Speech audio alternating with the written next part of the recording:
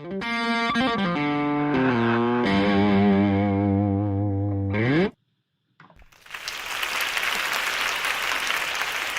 good morning, good morning. How's everybody doing out there in YouTube land?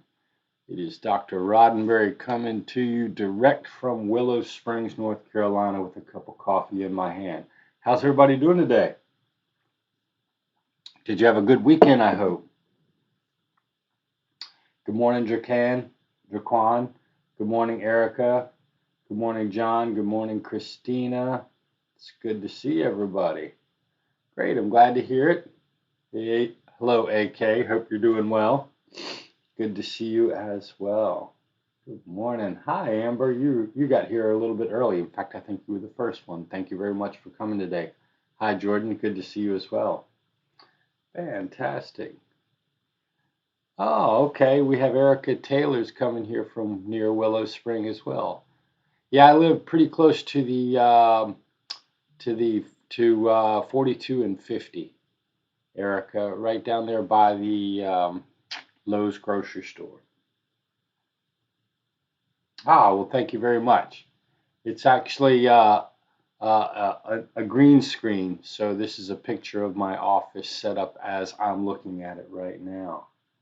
You're near 42 and 55. Okay, I know where you are. I know where you are. Fantastic. Okay, cool. So I'm glad everybody had a great weekend. Week 1 is now complete and in the books. Thank you, everybody, for doing your homework and your discussion boards. That's pretty much going to be the same pattern for the rest of the semester every week. We're going to have a couple of lectures. We're going to have discussion boards and webinars. And then you're going to have a homework assignment due on Friday. I finished grading the assignments last night about 11 p.m. So you should have feedback in the grade books. You should have a grade as well as feedback back. If you click on your grade in the grade book, so I'm told, it will take you to the feedback that I gave you for your writing assignment. Okay. Well, it's good to see everybody. Let's go ahead and get started. Today we're talking about Chapter 2, Biopsychology. If you remember last week, I told you about the subfield of biopsychology. So you can actually get a PhD in biological psychology, and you can the biological psychology, and you can get a PhD in that particular field. And biopsychologists are interested in the structure and organization of the nervous system and how that relates to our behavior. And so we're going to talk about that for the next couple of days. Now, here's the important thing. Just like the subfields of psychology, which I told you was going to be on your cumulative exam, biopsychology is going to be on your cumulative exam.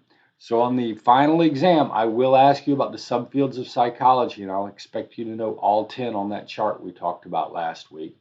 But aside from that, I'm also going to be talking about the brain and the nervous system all semester long.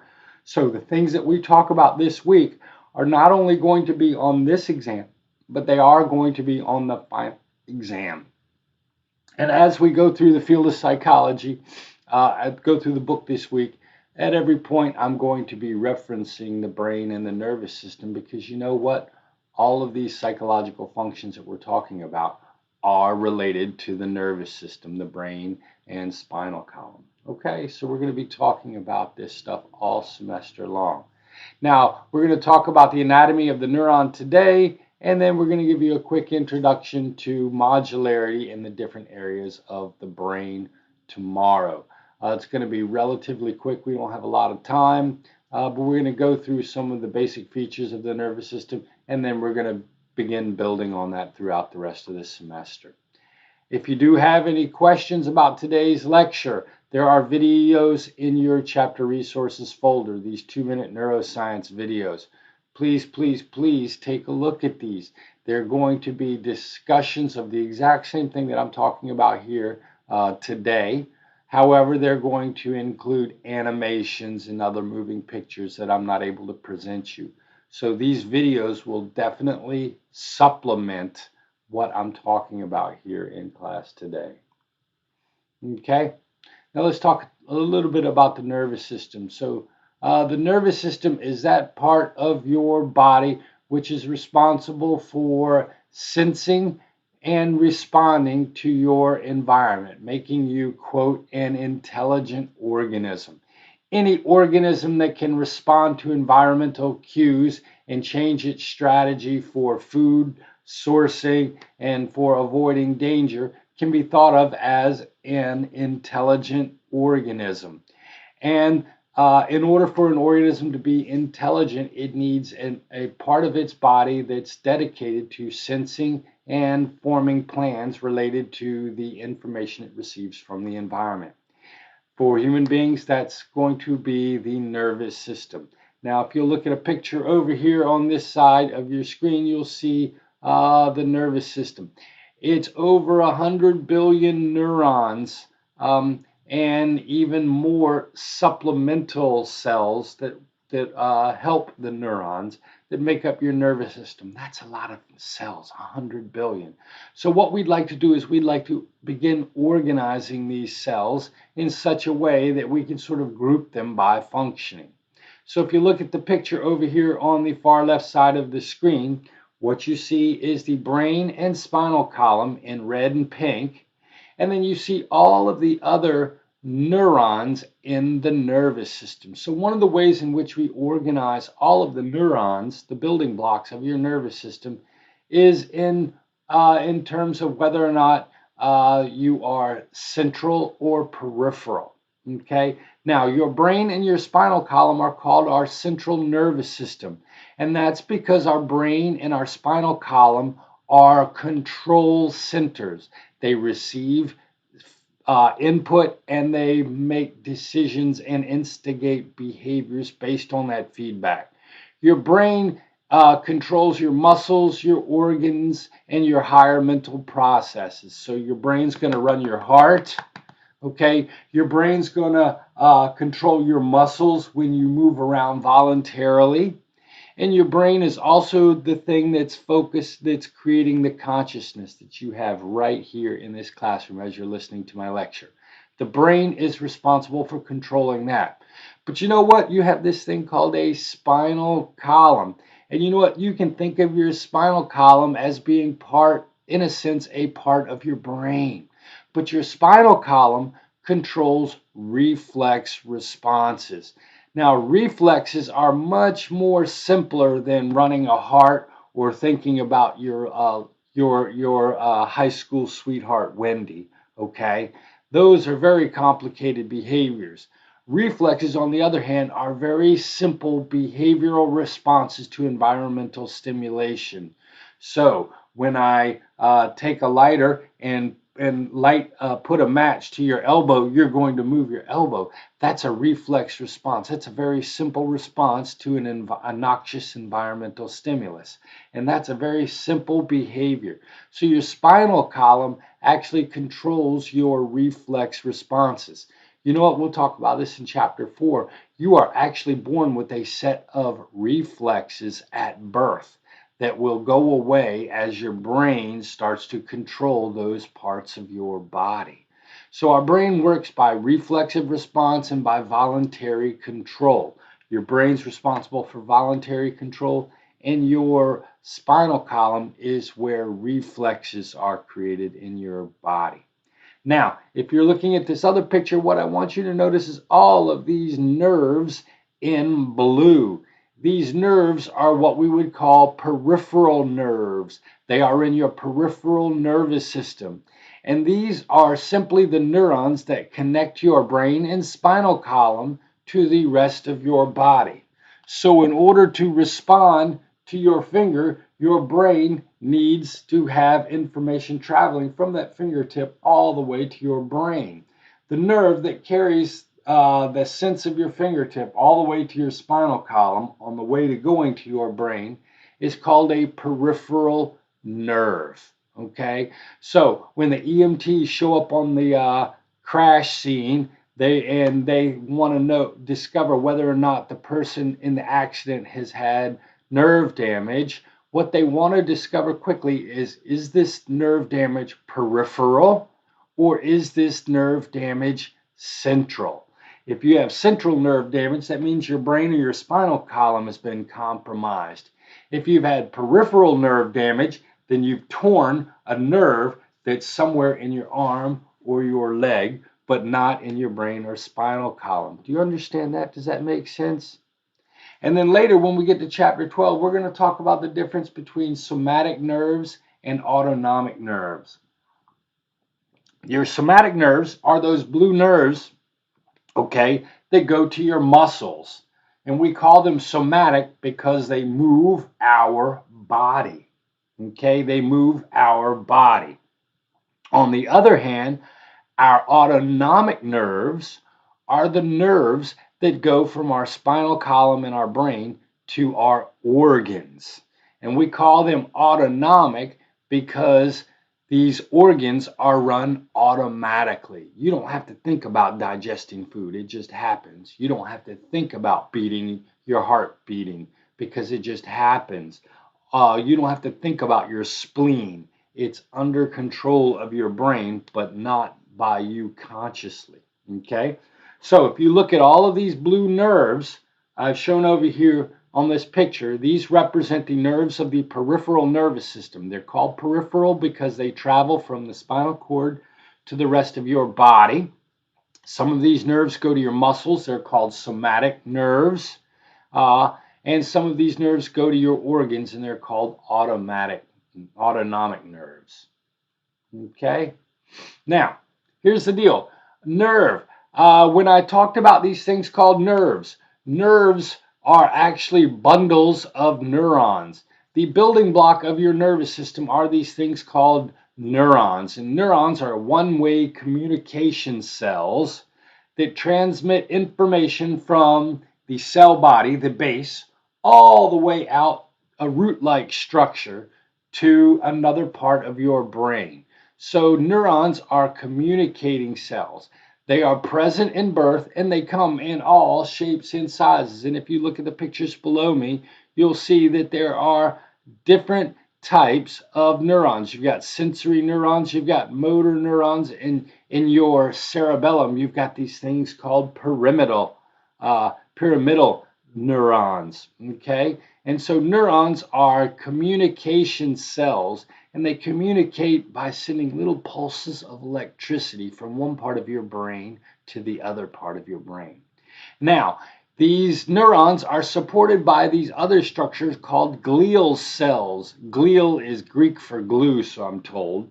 So these glial cells kind of surround and support your neuron structures. They speed up how quickly these neurons work, and they also work as intracellular waste operators, cleanups. And there are 10 times as many glial cells as neurons. And if you'll look below these neurons, you'll see some glial cells. Astrocytes, Betz cells, and microglia are different types of glial cells that you will see in your nervous system. Now, a nerve is a bundle of neurons, myelinated axons, and we'll talk about that in a minute. Now, if you'll look in that picture over in the far right corner, what you see is a bundle of neurons. A bundle of neurons is what we call a nerve. So when we go back to this blue picture, you see all these blue things. These are nerves. These nerves are bundles of neurons. Okay, a bundle of neurons is called a nerve. Now, if you look at this bundle over on the far left-hand side, what you'll see is it looks to be like wires with little blue in the middle and then white on the outside. The blue on the middle is actually the neuron, and the white on the outside is a fatty insulation made up of glial cells. Now, we think about neurons in terms of whether or not they transmit information from the body to the brain, or whether or not they transmit information from the brain to the body. Now, neurons only send one-way messages. So you have some neurons that go from your brain to your finger, and that cause your finger to move. And these are called motor neurons or motor nerves. Okay? Now you also have a same bundle of nerves that goes from this finger all the way to your brain, telling your brain what your finger is feeling. And we call these sensory nerves. Sensory nerves, okay? And so your brain is connected to your entire body through motor nerves and sensory nerves. The motor nerves are communications from your brain telling different parts of your body to move, and sensory nerves are nerves, bundles of neurons that bring information from your body parts all the way to your brain, telling your brain what your body part is feeling. Does this make sense so far? I'm going to go ahead and hope somebody types in the chat bar. Good morning, Anna. Good to see you. Sorry you had technical issues, Ryan, but I'm glad to have you in class. It's good to see you. All right. So now what I want you to understand for the class is I want you to understand how this neuron thing works. Okay. So we're going to talk about the anatomy of a neuron. Now, the neuron is the basic building block of the nervous system. So your nervous system, your brain, your spinal cord, and all of your peripheral nervous system is composed of neurons. Neurons come in many shapes and sizes. Some neurons are microscopic. Some little interneurons are actually microscopic. You can't see them unless you have a microscope. On the other hand, some of the neurons in your spinal column actually are 2 and 3 foot long. And they come in all different shapes and sizes. But if you look underneath me, this is the general stereotypic picture of neurons that is taught in all introductory classes. And what I'm going to want you for this semester to do is to be able to tell me the 5 or 6, the 1, 2, 3, 4, 5, 6 spots, the 5 parts of a neuron and the 1 spot in between a neuron. The 6 spots of a neuron is what I'm going to want you to know for the exam. I actually have a homework question using this picture, and the homework question's messed up, so you don't have to do it this week. But I am going to go through and I want you to know what the dendrites, the cell body, the axon, the myelin sheath, the terminal buttons, and the synapses of a neuron are. Okay? Now, here's the deal. If you look at this neuron right here, neurons communicate in one direction. Neurons transmit electrical impulses called action potentials from a cell body all the way to a terminal button. So if you look at this neuron in this picture down here, the cell body is the big orange egg-looking structure with the tree branches growing out of it. And you'll see that's on the left side of your screen. And all the way down at the right side of your screen, you will see the terminal buttons. So neurons communicate in one way. They send a brief pulse of electricity from the cell body all the way down this length of this axon to the terminal buttons. Okay? Now, let's start with the cell body. The cell body over on the left-hand side is sort of the, if you will, the little computer of the neuron. Number one, it contains the nucleus of a cell, which has all the typical structures of a nucleus, the ribosomes, the DNA, the endoplasmic reticulum, the organelles, all that stuff you'll find in your cell body. And it also contains this place we'll call an axon hillock, which is not on this chart and not going to be in the exam. And what it does is your cell body receives chemical stimulation. And if it receives enough chemical stimulation by these chemicals called neurotransmitters, it generates a pulse of electricity called an action potential, which will travel down the length of the axon. All right. Now, how does this cell body receive chemical stimulation? It receives the stimulation from these tree-like structures called dendrites. Now, do you see the dendrites? They're the branch-like structures that are extending from the cell body. And they go out and they grow just like little tree branches. And the cool thing is, after you're born, what happens as a neuron is stimulated, these little tree branches begin to grow just like the branches of a tree or a bush. All right. And these branch-like structures have little protein receptor sites. Okay. They have these little proteins that are bent into specific shapes that fit only a certain type of chemical. Okay. And they are these little receptor sites are sensitive to stimulation from molecules called neurotransmitters. So your brain, you have all these chemicals floating around in your brain called neurotransmitters that we're going to talk about in a few minutes. And each one of these neurotransmitters has a different shape. And so what happens is on these dendrites, you have these proteins that are twisted into specific shapes so that molecules can fit them just like a lock and a key. And so you have thousands of dendrites, and these dendrites have hundreds and thousands of these receptor sites. And so you can think of these dendrites as these tree-like branch structures that are waiting to be stimulated by molecules called neurotransmitters. Okay? Does that make sense? So, what you've got is a cell body and a dendrite, and they're kind of the control center of the neuron. They're looking for chemical stimulation, and if they get stimulated by enough of the right kind of chemical, this cell body is going to generate a pulse of electricity called an action potential. Now,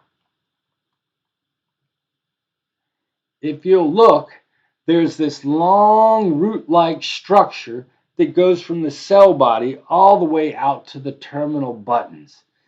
This semi-permeable root-like structure is called an axon. And this is where neurons differ in length, because some axons are microscopically long, and other axons, like the ones in your brain stem and in your spinal cord, may actually be 1 and 2 foot long. So imagine these axons as being wires that go from a cell body,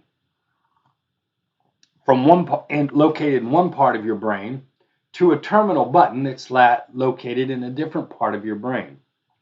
So I have a neuron right here. Let's say, actually it's not true, it would be located in my thalamus, which we'll talk about tomorrow.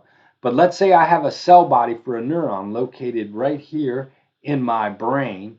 That cell body can have a root-like structure which runs all the way down into my spinal column, a 2 foot long.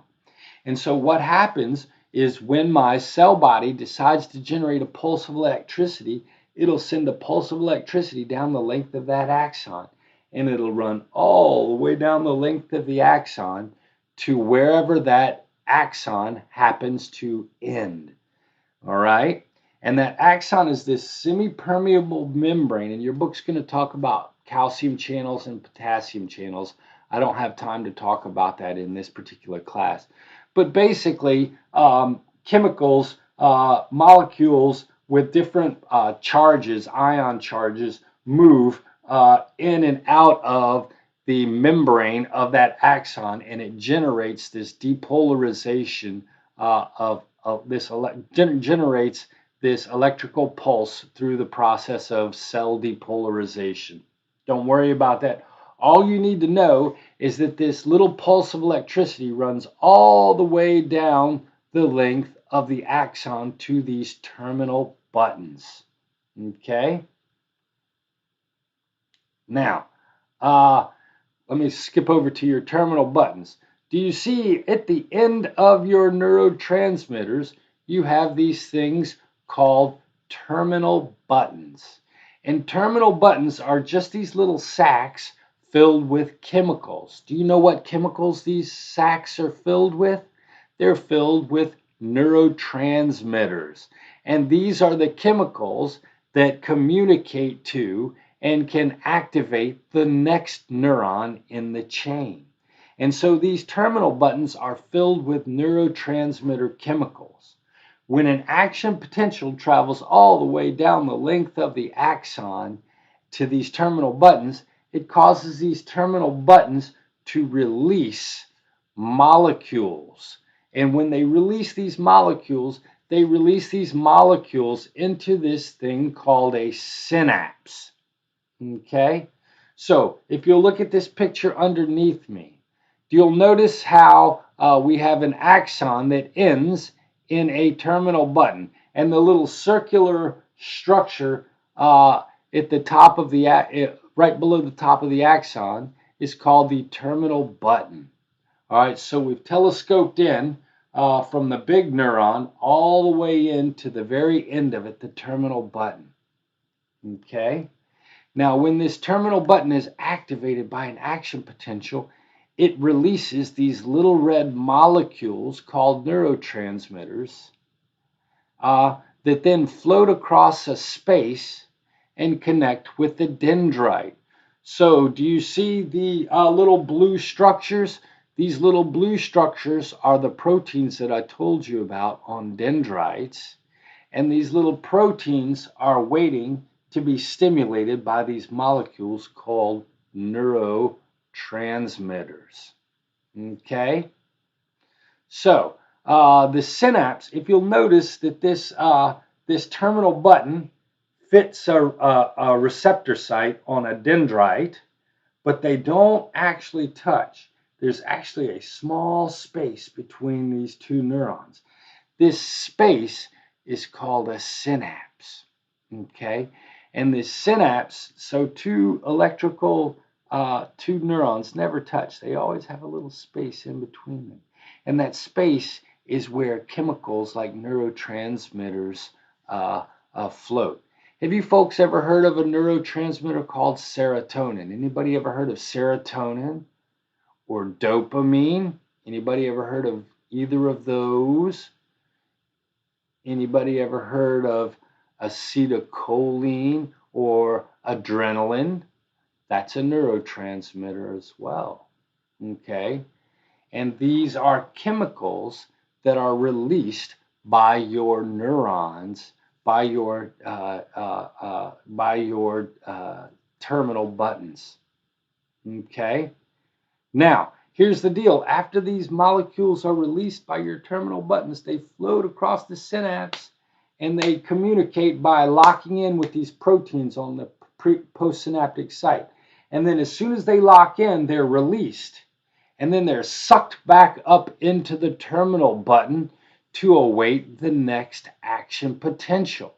Now, some of them are floating down, aren't reuptaken, aren't taken back up. And so you actually have these glial cells whose job is to come through and swim through these synapses and clean up all the extra neurotransmitters as extracellular waste. Okay? So let me go back and explain this to you. Okay? You have these dendrites and cell bodies. Okay? You have these dendrites and cell bodies. And these dendrites have receptor sites which are waiting for chemical stimulation. If they're stimulated by enough neurotransmitter chemicals, they cause your cell body to be depolarized. This depolarized sends a pulse of electricity that runs all the way down the length of an axon to a terminal button. Okay? This terminal button holds these neurotransmitter chemicals, and when this action potential stimulates this terminal button, these terminal buttons release these chemicals into a little space called a synapse. And these chemicals then communicate with the next neurotransmitter and cause it to generate an action potential. Okay? Now, one other part of the neuron that I talked about that I did not mention, that we skipped right over, is this stuff called the myelin sheath. Do you see this myelin sheath? It's on the outside of an axon. Can anybody tell me why? Let's think about your laptop cord. Does anybody know why there's plastic on the outside of your laptop cord, or why wires have insulating rubber coating on them. Can somebody tell me why wires have that? Does anybody know? I'd be curious to see if any of you knew that. Does anybody know what happens if the plastic coating comes off of your laptop wire? Does anybody know?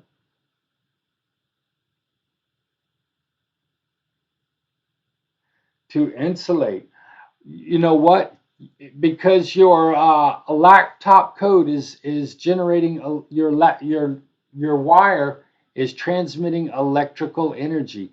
If you don't have that insulating coat on it, then the electricity won't run properly down. Exactly, it insulates and not shocks you.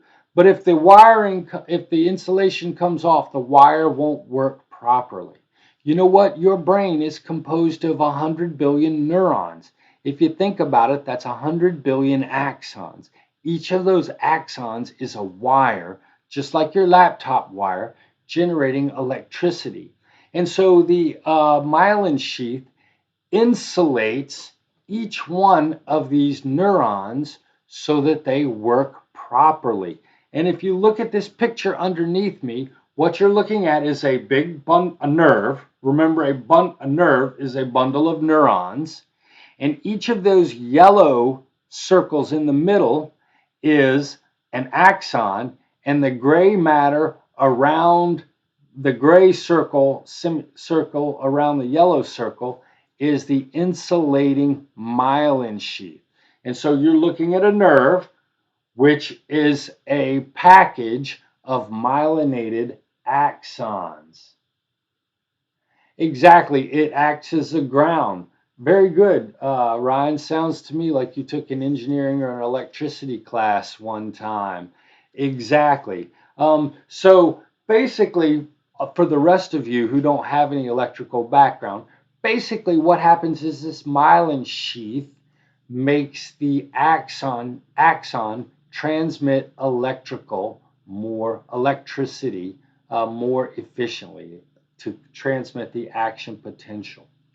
And so here's what's happening in your brain. Parts of your brain are releasing chemicals. These chemicals are causing neurons to send electrical messages. These electrical messages then then communicate with a different part of your brain, which then secretes neurotransmitters, which causes electrical potentials to transmit to an electrical potential to a different part of your brain, which may or may not release a chemical. So in a sense, that's how your brain works. It works electrochemically. We have these neurotransmitters called serotonin and dopamine, and when they're released in one part of the brain, they cause that part of the brain, the neurons in that part of the brain, to generate electrical pulses that then travel to a different part of your brain and cause that part of your brain to release chemicals as well. So, if I told you that the brain communicates electrochemically, would you understand what I mean by saying that the brain transmits electrochemically? That's going to be an exam question I will ask. Can somebody type an answer in here? What does it mean to say that the brain communicates electrochemically? Okay. And meanwhile, I'm going to slide on to neurotransmitters. I'm going to go ahead and wait and see who's going to answer that question. Now, when we talk about the chemicals that that work in the brain, we're going to refer to the set of chemicals that work in the brain as neurotransmitters. There are actually two kinds of chemicals that work in the brain: neurotransmitters and hormones that work in the body and the nervous system.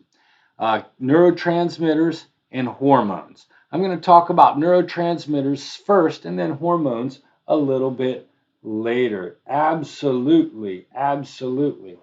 Ryan, very good. That's a great answer, Ryan. I think you've got the right answer. All right, so neurotransmitters are molecules that are released from neurons that communicate with other neurons. Now, here's the deal, and I should probably write here. Neurons are released locally and work locally. So that's what differentiates them from hormones. Hormones are chemicals that are released in your blood system that float around your entire body, and they work on all of the neurons in your body. Okay. On the other hand, neurotransmitters are released very specifically in different parts of your brain, and they work really quickly on the neurons in that part of the nervous system. Now, over 100 different chemicals that work in the brain have been identified. There's over 100 neurotransmitters that have been identified. However, the 7 that you see listed below me do 95% of the work. You will need to know these neurotransmitters for this test and for the final exam. So, for example, acetylcholine is very important for motor control over muscles. So, voluntary movement, paying attention, and staying awake and learning are all important functions of neurotransmitter acetylcholine. All right, so acetylcholine is very important for motor movement, attention, and memory. Norepinephrine, or noradrenaline, sometimes it's called, is important in arousal and alertness. All right, so when you see something scary, your brain's going to dump a little bit of norepinephrine in your brain, which is going to cause you to become aroused and alert. Serotonin is very important for mood control. It is very important in our emotional states, our ability to control our impulses, and it's also important in dreaming, which we'll talk about next week in chapter 3. Dopamine. Dopamine is very important for reward and motivation. Drugs that are habit forming activate our dopamine system and reward our brain, and that's why they're habit forming. Dopamine is also responsible for motor control. Okay, so dopamine helps smooth out your motor movements. Has anyone ever seen a person with Parkinson's disease? What is the main feature of somebody with Parkinson's disease? If you know, go ahead and type that in the chat bar. Does anybody know what the major feature of someone with Parkinson's disease is? Dopamine is responsible for Parkinson's disease, not responsible for, is implicated in Parkinson's disease. Exactly. They have tremors. They can't control their body. Their brain's not producing enough dopamine. And when you give them L-DOPA, levodopa, their brain converts it into dopamine and it smooths out their motor movements. So dopamine helps smooth out your motor movements. Okay. Now, another neurotransmitter is GABA, gamma aminobutyric acid. GABA is an inhibitory neurotransmitter that causes parts of your brains to become less active. Remember how I suggested to you a cell body may decide to generate an action potential?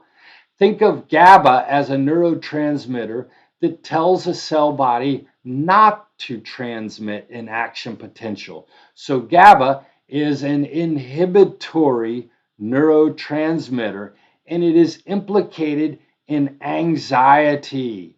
So people who have anxiety problems may take Xanax, and Xanax increases the amount of GABA in your brain, which causes you to feel relaxed. Okay. Now, glutamate is very important for your long-term memory and learning. Glutamate is implicated in the biological process of memory. So those of you who can remember who the first president of the United States was, you just activated a little bit of, your brain just released a little bit of glutamate as you figured out that George Washington was the first president of the United States. And endorphins were actually the first neurotransmitter identified, and they were so named because they were your body's own painkiller. When they were first discovered, the researchers said, "Hey, this looks like an endogenous form of morphine." Endogenous is internal, and morphine is a painkiller. This is like endogenous morphine. And so they took those two terms together, endogenous morphine, and combined them into endorphin. And endorphin is a neurotransmitter that is released in your brain when you feel good, and is part of your brain's function of reducing pain in your brain. Okay? Now, here's the deal. Neurotransmitters may either be excitatory or inhibitory. And I didn't make this subtle point when I was talking about dendrites and action potentials. Some of these neurotransmitters, when they're released in the terminal buttons, when the proteins and when they interact with the proteins on the dendrites, they inhibit the neuron from sending an action potential. And some neurotransmitters, when they are released, they cause the cell body to be more likely to generate an action potential. So some neurotransmitters are excitatory and some neurotransmitters are inhibitory. Now, here's the deal. Most neurotransmitters are excitatory and inhibitory. Whether or not they are excitatory or inhibitory depends upon where that neurotransmitter is released in the nervous system. So for example, norepinephrine released in the peripheral nervous system in the heart is excitatory. It causes your heart to start beating fast. Endorphins released, norepinephrine released in the frontal lobe is inhibitory and causes you to calm down and pay attention. So norepinephrine can be either excitatory or inhibitory depending upon where it's released. Acetylcholine is primarily excitatory, but serotonin, dopamine, glutamate, and endorphins can be excitatory or inhibitory depending upon where they are released. Okay? Now, remember, neurons are one way. They communicate one way. So an action potential is all or nothing. An action potential will lead a neurotransmitter to release neurotransmitters to be released from the terminal button. Okay? And neurotransmitters may be excitatory or inhibitory. Now, whether or not a neuron decides to generate an action potential depends upon the ratio of excitatory or inhibitory neurotransmitters that neuron is being exposed to at that given moment. So neurotransmitters, chemicals, are being released all over your brain at the same time. And so one part of your brain may be getting an excitatory neurotransmitter and an inhibitory neurotransmitter at the same time. Whether or not the neurons in that brain generate electricity depends upon how much excitatory versus inhibitory input they are getting. So if they get enough excitatory input, then they'll generate that potential, that action potential, which will travel to a different part of the brain. Now, quickly, we typically talk about psychoactive drugs. Psychoactive drugs, drugs with pharmacological effects, and I'm talking by psychoactive drugs, I'm talking about medicines that you take for mental problems, as well as recreational drugs like alcohol and marijuana, They are all called psychoactive because they act on parts of the nervous system. But a more general way to talk about them is they modulate or change the effect of neurotransmitters in your brain. They are neuromodulating drugs. Now, what makes some drugs psychoactive? Well, they are small enough to pass through the protective filter that you have in your brain. So you have this blood-brain filter right about here that prevents molecules and chemicals from getting up into your brain and messing up this finely tuned chemical process that's occurring to control your body. But some drugs are small enough to get through this blood-brain barrier, and they go up and start acting on the proteins in your dendrites, the protein receptors in your dendrite sites. These drugs that are small enough to get through the blood-brain barrier and work in your nervous system are called psychoactive drugs, and they modulate or change the function of the chemicals in your brains. Now, think of them as working two ways. Some of them are agonists and some of them are antagonists. Now, the agonists magnify the effect of a neurotransmitter. So they actually magnify the effect of a neurotransmitter. And some neurons actually work against the neurotransmitter in your brain, and they are antagonists to that brain. Okay? Now, I'm going to give you two examples, one of an agonist and one of an antagonist, and then I'm going to give you a website that you might be interested in looking at. Okay? Now, an example of an agonist is the drug that we take for depression. We take drugs that are known as SSRIs. SSRI means selective serotonin reuptake inhibitor. So what an SSRI does is it prevents your terminal buttons from sucking up the serotonin that they release. And it causes the serotonin that is released in your brain to stay in the synapse a longer time. And so it communicates with the terminal buttons multiple times. And so it magnifies the effect of serotonin in your brain. Now, we think that people are depressed because they don't have enough serotonin in their brain. And so they take SSRIs to magnify the amount of serotonin in their brain, and it makes their mood get happier. So if you are taking Zoloft or another SSRI, the goal of that is to magnify the amount of serotonin in your brain and improve your mood. All right? Now, some people have too much dopamine in their brain, and we believe that this causes them to have hallucinations, to hear voices, and to see things. And so we give these people a thorazine antagonist called, a dopamine antagonist called thorazine. Thorazine is an antipsychotic drug.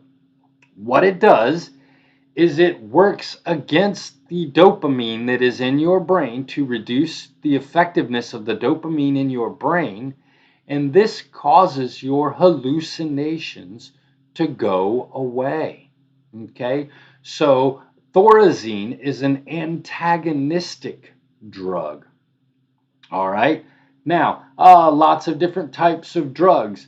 If you take L-Dopa, or medicine for Parkinson's disease, it's a thorazine agonist. It multiplies the amount of thorazine in your brain, which causes your your behavior, your movement to become less shaky. So some drugs cause your neurotransmitters to work better. Some drugs cause your neurotransmitters to work less effectively. And that's how psychoactive drugs work to modulate the effect of chemicals already in your brain. You know what? I'm going to take you to a quick section. I'm going to share my screen with you, and I'm going to click. There's a web link in your course resources folder called the Mouse Party. And if you click on this, it's going to show you can you hear me? Can you hear me? Can you hear me? How's my sound coming through? I don't know if you're hearing me at all. Oh, okay, you're hearing me. All right.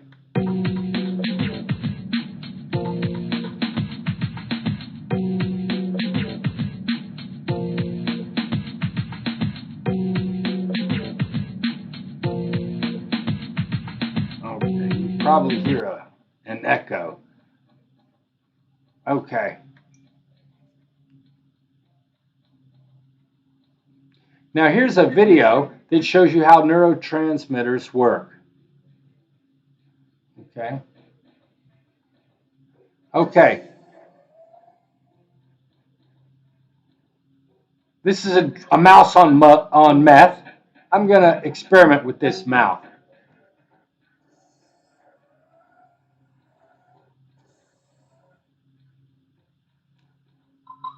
Can you hear the music? Dopamine transporters are responsible for removing dopamine from the synaptic cleft. Because meth mimics dopamine, it is taken into the cell by the dopamine transporters.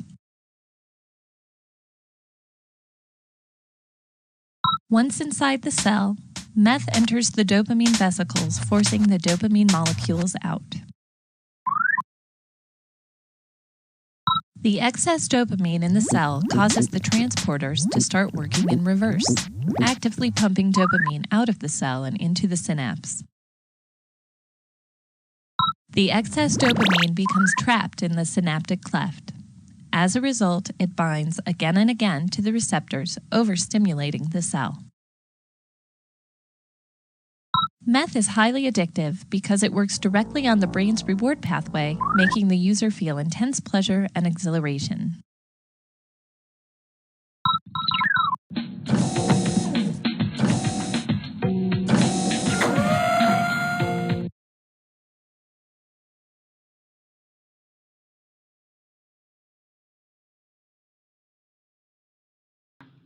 All right, we'll come back to me. So that video didn't work, did it? Did the screen look blurry? I apologize for that. You know what? I will suggest, please go look at that, and it'll give you a great idea of how neuromodulators work to change drug effects. Okay? Now, finally, I've got like a couple of minutes. Oh, it did work for you? Okay, good.